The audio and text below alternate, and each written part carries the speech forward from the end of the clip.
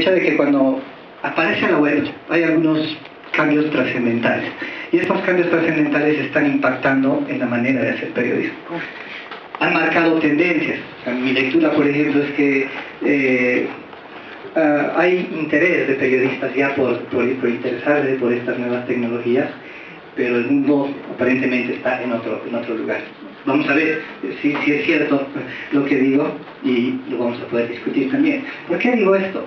Bueno, cuando aparece la web, cuando tenemos internet, hay algunas cosas que están ocurriendo. Lo primero que está pasando es aquello que podemos ver, el tsunami de datos. Estamos pasando de una época cuando de millones de datos, hay millones de datos en la web, pero ahora ya tenemos millones de datos en la web, ¿no? Hasta hace 3 años, 4 años, la gente o las instituciones no publicaban todavía los documentos, ¿no? Estoy dando un solo ejemplo, pero ahora podemos ver algo lo contrario, o sea, hay mucha información. Yo diría que por eso estamos pasando a un tsunami de datos, así le llamamos.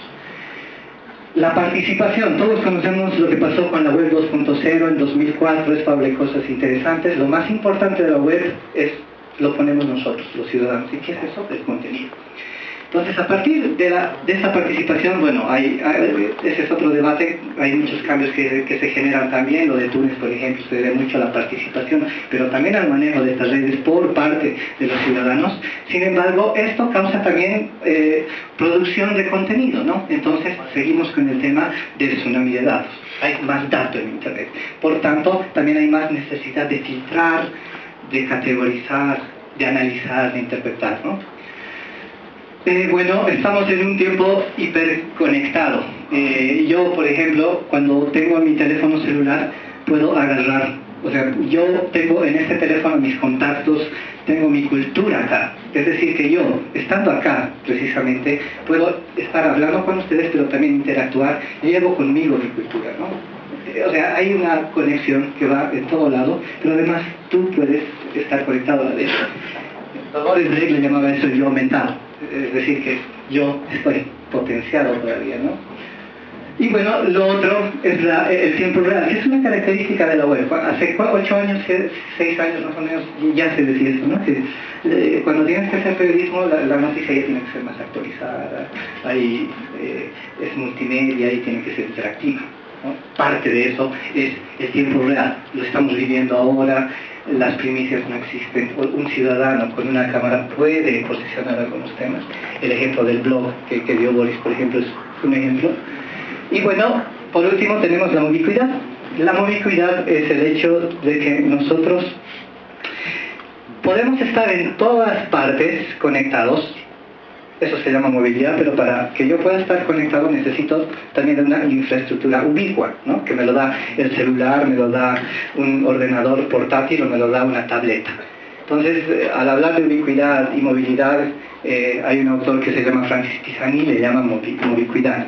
El hecho de que ambas cosas se mezclan, entonces yo puedo estar en todo lado, pero también puedo estar conectado, ¿no? Entonces, a partir de estas cosas, a partir de estas 5 características que señalé, hay algunas más. Yo he ido mezclando, por ejemplo, si miramos el tsunami de datos, si miramos la hiperconectividad, estamos en un escenario donde tenemos saturación de información.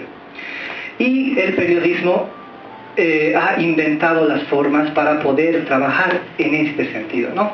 Hay una tendencia que actualmente está fuertemente marcada, por ejemplo, en España, en Argentina, en Costa Rica. Hay un ejemplo interesante también, es el periodismo de datos o el periodismo de base de datos. Anteriormente el periodismo de precisión siempre ha existido, pero ahora tenemos nuevas herramientas para poder ejercer esto. Eso lo voy a dejar acá porque es un tema grande que merece otro tema y no es el tema posiblemente. Vamos a hacer otro taller. Sí, vamos a organizarlo. Entonces, lo que sí voy a enfatizar ahora es esto, ¿no? Si juntamos hiperconectividad, tiempo real y movicuidad, nosotros estamos ante un escenario en el que tenemos que tener actualización permanente, pero esto nos plantea también retos. Y uno de esos retos, por ejemplo, es el periodismo móvil. Yo cuando estaba haciendo la presentación quería plantearlo a manera de pregunta.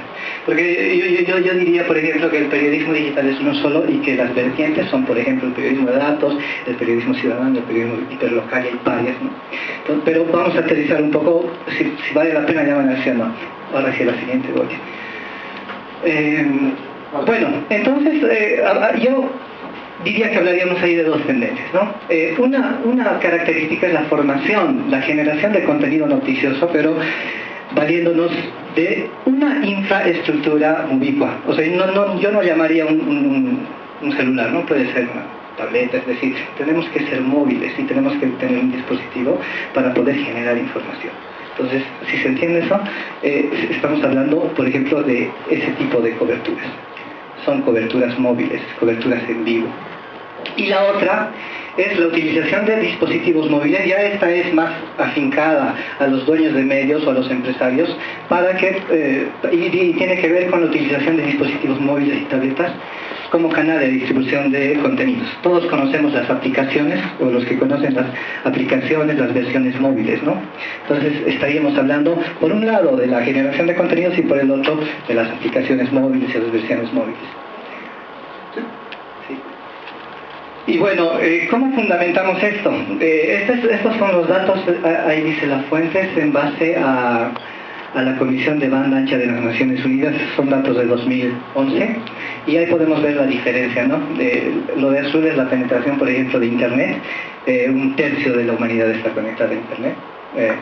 Pero miren la diferencia con los teléfonos móviles, ¿no? O sea, es abrumadora en todos los casos. Entonces, la tendencia nos está diciendo que los celulares, o sea, vamos a producir y consumir contenido a través de dispositivos móviles, que pueden ser también tabletas, etcétera, ¿no? Por decir la siguiente. ¿Y cuáles son las tendencias actualmente en el mundo? A ver, si vamos primero por el número 1, ahí pueden ver, los medios priorizan más la estrategia en el canal digital y móvil frente al offline. No sé, en 2008 hay un quiebre en Inglaterra, por ejemplo, la publicidad pasa más a los medios digitales que nosotros los medios tradicionales, y a partir de eso la tendencia se está dando en todo lado, ¿no? Acá todavía no se está dando. Vamos a ver por qué. Hay influencia creciente de las tabletas y de los móviles inteligentes. Bueno, está pasando eso, ¿no? Lo estamos viviendo, cada vez nos estamos conectando más. Tengo datos de Bolivia para poder justificar esto que estoy hablando. Modelos de negocios híbridos, ese es un desafío todavía que se está buscando, porque, bueno, teníamos mercado hasta hace un tiempo, ¿no? Pero esto de lo digital nos está produciendo también nuevos desafíos. Ese es otro desafío. Se están creando apps nativas con aplicaciones móviles y hay algunas aplicaciones que tienen agregadores inteligentes. Ahora sí, Boris. ¿Y cómo probamos eso? Todos deben conocer el premio Ortega y Gasset, ¿no?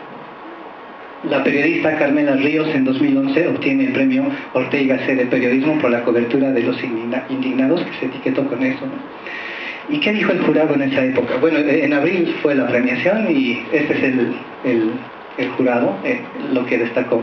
Miren, elemento novedoso de este trabajo de periodismo en directo, la importancia de estar en el lugar donde pasan las cosas, o sea, tienes que estar en ese sitio.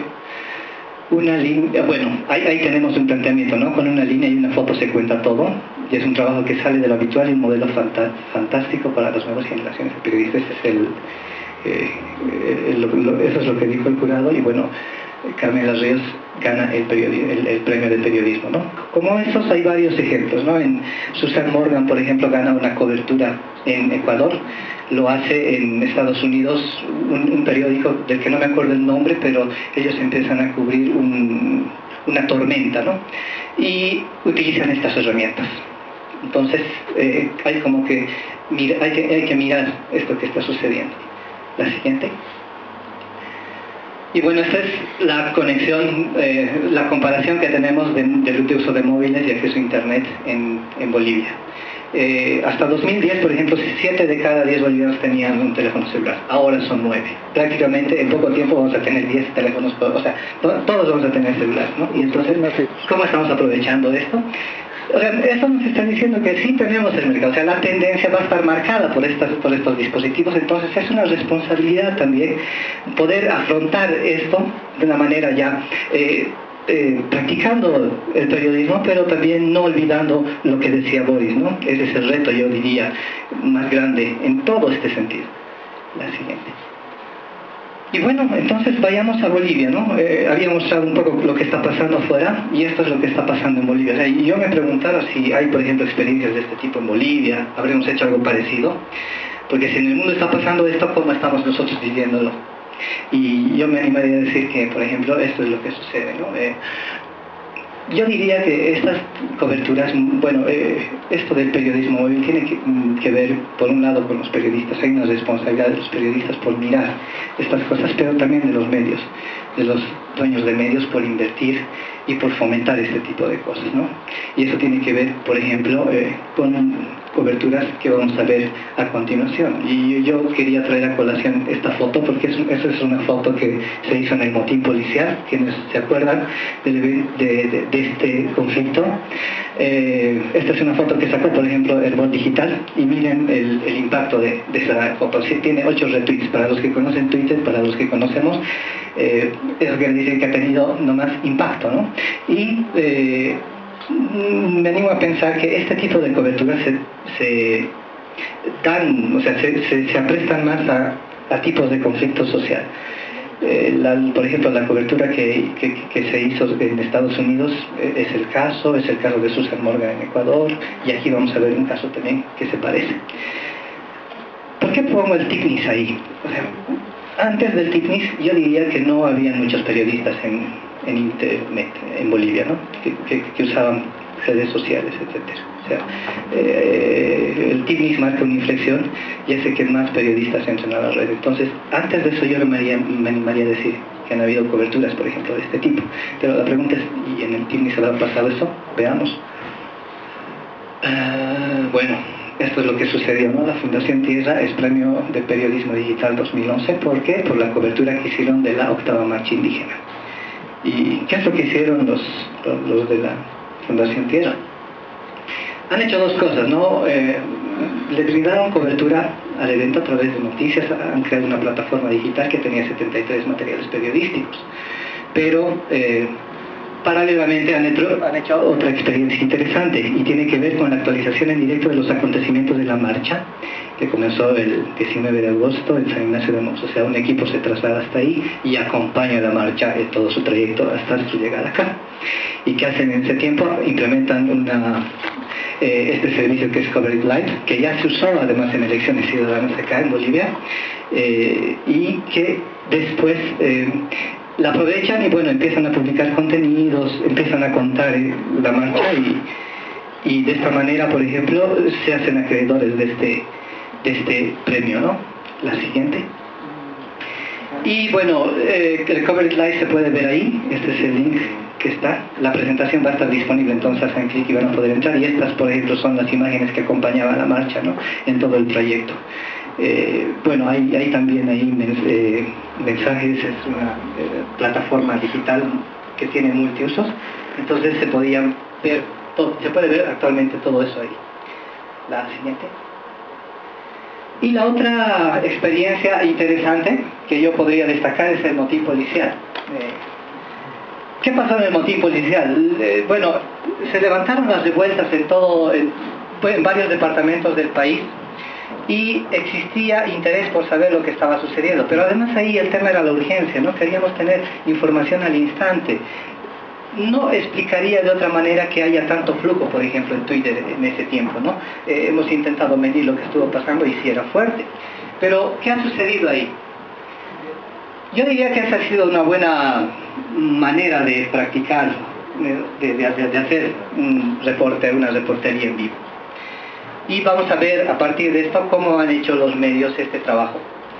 Ahí yo destacaría, por ejemplo, el papel del BOI de Página 7, quienes han reportado a través de sus cuentas oficiales de Twitter lo que sucedía en torno al motín policial. Pero además se integraban a la conversación que hacía la gente, no había una etiqueta que era motín policial y que la gente usaba, y ellos se integraron a esta herramienta, pero además ofrecían un contenido multimedia. Estamos hablando, por ejemplo, de poner fotos, contar ese tipo de cosas, ¿no? ¿Qué pasó con El Deber, Oxígeno TV y PAT?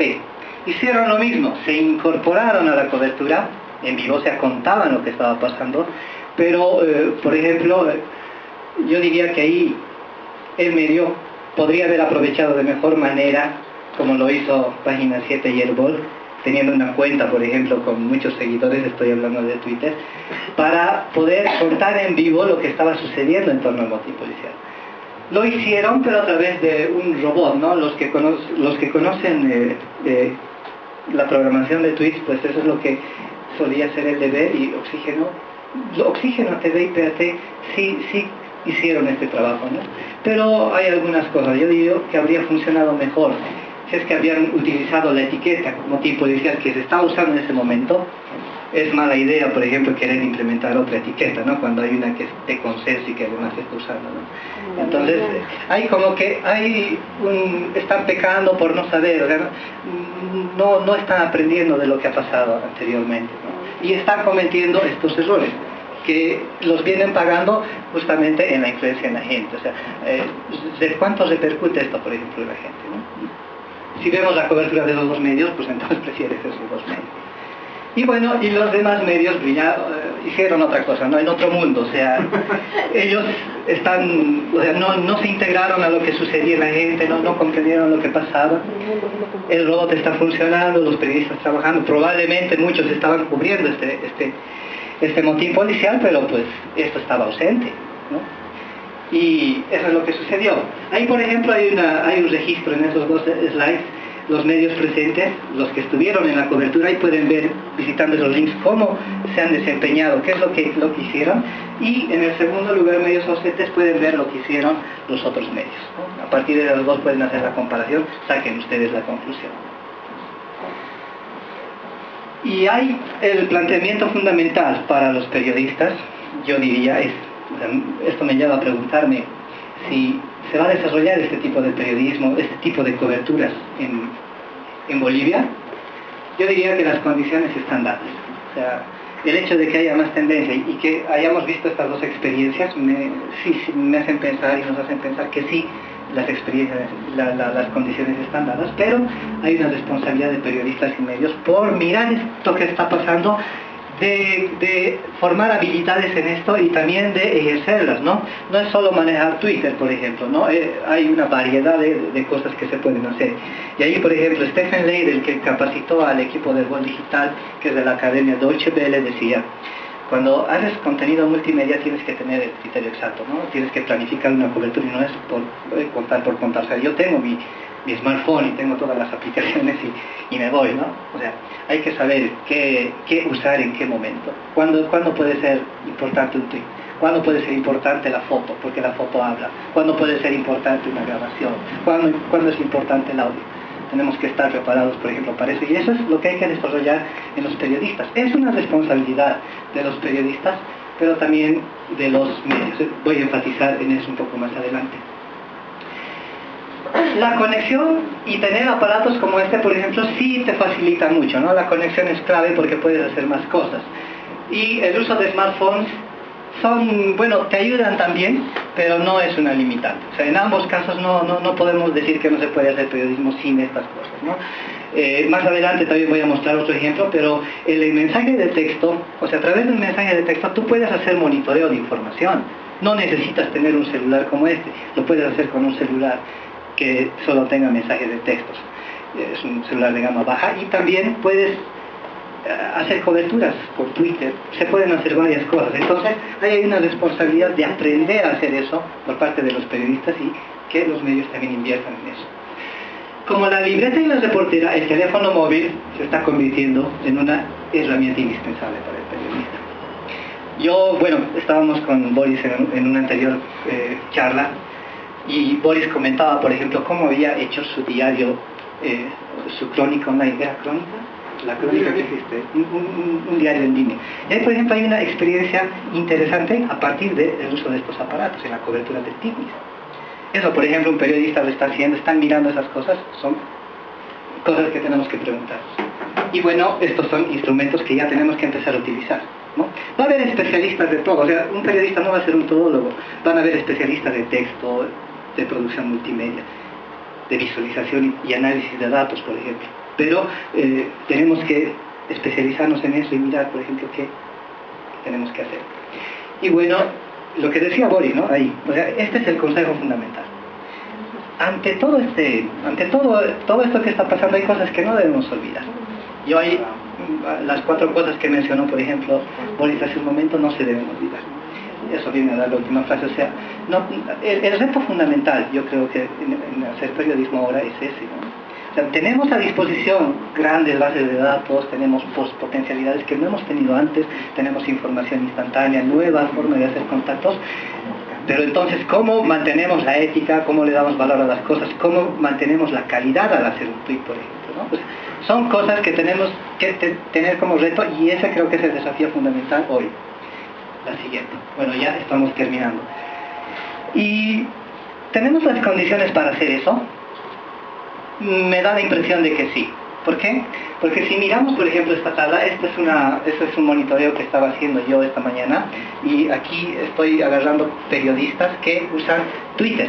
Entonces, yo estoy mirando, por ejemplo, cómo están usando Twitter estos periodistas. Y por ejemplo, ahí la primera, MapSync, miren ahí, Twitter for BlackBerry. Eso quiere decir que esa persona está tuiteando desde un BlackBerry.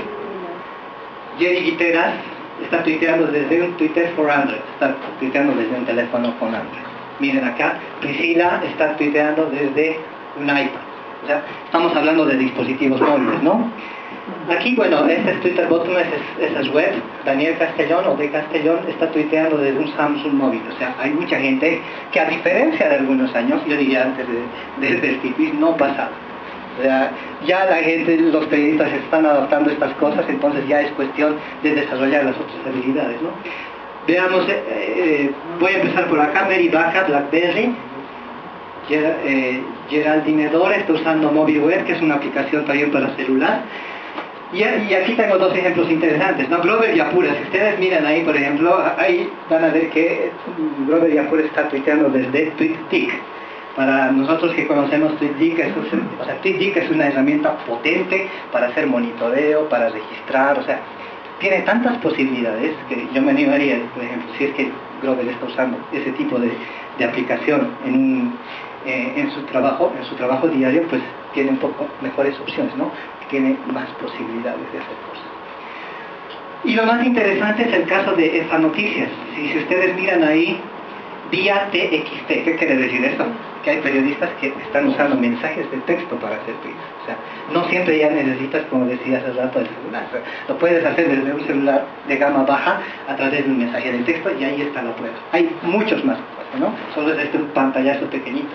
Eso nos está diciendo que sí se pueden hacer este tipo de cosas en Bolivia, y que la conexión y que el celular no son limitantes, sino que es responsabilidad un poco de nosotros y de seguir avanzando. La siguiente Bolivia. Y bueno, ya para terminar, lo otro que decía es ¿cómo están agarrando este tema los medios de comunicación? Ahí yo agarraría un poco a los dueños de medios de comunicación. Se trata de darle a las personas la posibilidad de que puedan acceder. O sea, estamos hablando de una tendencia en la que este tipo de aparatos sí están siendo muy utilizados. Tanto la producción como el consumo, pero en consumo se está haciendo poco de parte de los medios en Bolivia. Una prueba de eso es esto que tenemos, ¿no? Los tiempos, por ser una versión móvil, es decir, que si yo entro a la versión de los tiempos, voy a ver una interfaz diferente a la versión web, más liviana, que tiene otro tipo de visualización, digamos, ¿no? Y lo que yo he visto es que, por ejemplo, además de los tiempos, que tiene una versión además para Android, Herbol Digital está trabajando en desarrollar una app también de estas características. O sea, están ellos en este momento rediseñando su sitio, y van a tener aplicaciones para estos dispositivos. Pero en los demás casos, los medios se están olvidando de estas cosas. Entonces, hay que ver qué están haciendo, ¿no? ¿Cómo están mirando este tema? ¿Convendrá hacerlo o no? Y bueno, ya para terminar, ¿sabes? ¿Por qué no están haciendo esto los medios? Yo me pongo a pensar y saco esta conclusión que se las pongo ahora y que las podemos discutir, ¿no? Bolivia todavía no ha vivido la crisis de los medios. O sea, la publicidad no ha pasado a la web. Los diarios son rentables, estamos en el viejo esquema y está funcionando. Entonces no hay necesidad de hacer estas cosas. Pero paralelamente a eso, yo veo sí un interés por periodistas de adoptar estas tecnologías. Antes del 2008, por ejemplo, teníamos poco más de 4 o 5 periodistas en Twitter, no había más. O sea, esa era la realidad. Entonces hemos pasado, ahora con seguridad tenemos más de 150, quizá más en Bolivia, y están interesados. ¿Qué están haciendo, por ejemplo, los dueños de medios en este aspecto? Están invirtiendo, están haciendo estrategias web. Me animaría a pensar que no, ¿no? Yo diría que es incipiente todavía este paso.